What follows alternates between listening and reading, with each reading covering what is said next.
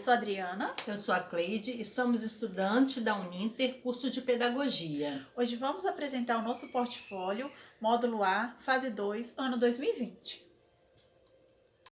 Vamos falar da história de um município brasileiro localizado na região sudeste do estado do Espírito Santo, especificamente na parte noroeste, conhecida como Princesinha do Norte e com uma população de aproximadamente 130 mil habitantes. Esse município é Colatina.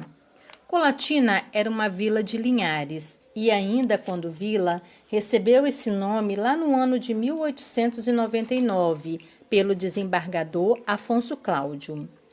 Ele, em um discurso, disse o seguinte: essa homenagem à Paulista certamente tornará próspera a futura cidade. Quem era essa pessoa paulista por nome de Colatina? A senhora Colatina era uma bela jovem culta, natural de São Paulo, conhecida na alta sociedade por participar de vários saraus nos palácios em São Paulo. Em janeiro de 1882, ela veio a se casar com um homem que se tornou bastante influente na política capixaba, o senhor José de Melo Carvalho Muniz Freire, que anos depois veio a se tornar presidente do estado por 2 vezes. Os primeiros habitantes dessa região eram os índios botocudos, esses que viviam em conflito com outras tribos indígenas, como os pataxós, cumanachos e malales, entre outros. Em 1888 foi quando começou a chegar os primeiros imigrantes italianos na região. Eles chegaram através dos vapores, nome usado às embarcações da época.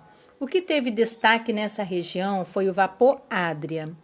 Com todo esse acontecimento, ia se formando pequenos povoados à margem do Rio Doce, que se integrava o núcleo Antônio Padro. O que ficou mais conhecido na época foi o barracão de Santa Maria.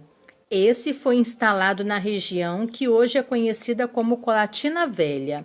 Esse grande destaque foi dado pela sua excelente localização fluvial. A vila de Colatina continuava a ganhar força e se expandir, surgindo padarias, escolas, com a professora Andrelina Pereira, e o aumento do comércio. A partir de 20 de dezembro de 1906, surgiu a Estrada de Ferro, Diamantina, conhecida hoje em dia como Vitória Minas. Com isso, Colatina foi escolhida para ter a estação ferroviária. Isso deu à vila uma comunicação direta com Vitória. Com essa expansão na economia, fez com que Colatina começasse a abalar politicamente e administrativamente Linhares. O comércio de grande parte de Minas Gerais e do Espírito Santo, antes eram feitos em Linhares, passou-se para Colatina.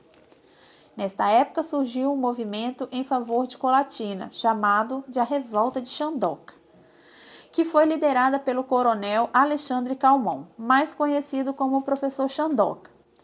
É um fato bastante curioso que ele conseguiu trazer a capital capixaba para Colatina, só que isso durou apenas 33 dias.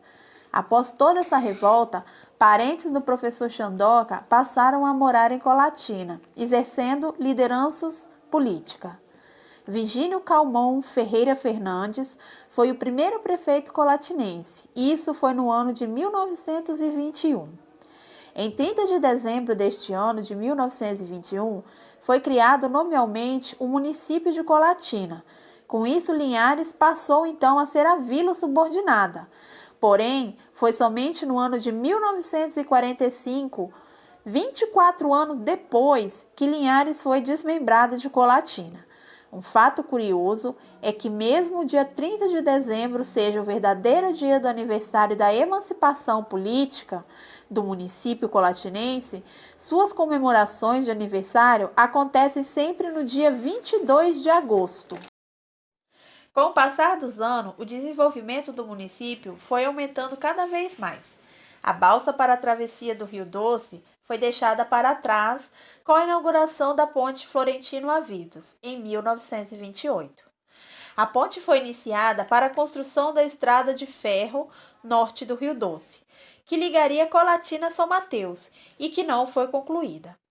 Na agricultura do município, o café Conilon ganhou grande destaque. Na indústria, o setor de confecção teve um grande espaço. Com todo esse desenvolvimento, foi surgindo os grandes pontos turísticos. Um que chama bastante atenção é o Cristo Redentor. Foi inaugurado em 1975, no bairro Cristo Redentor, hoje conhecido como Bela Vista. Foi considerado na época a segunda maior estátua do Brasil, ficando atrás somente do Cristo Carioca. O pôr do sol colatinense chama a atenção pela sua exuberante beleza. Na década de 60, ele foi considerado pela revista americana Time como um dos mais belos do mundo. E assim, vocês ficam conhecendo um pouco da cidade de Colatina, conhecida carinhosamente como Princesinha do Norte.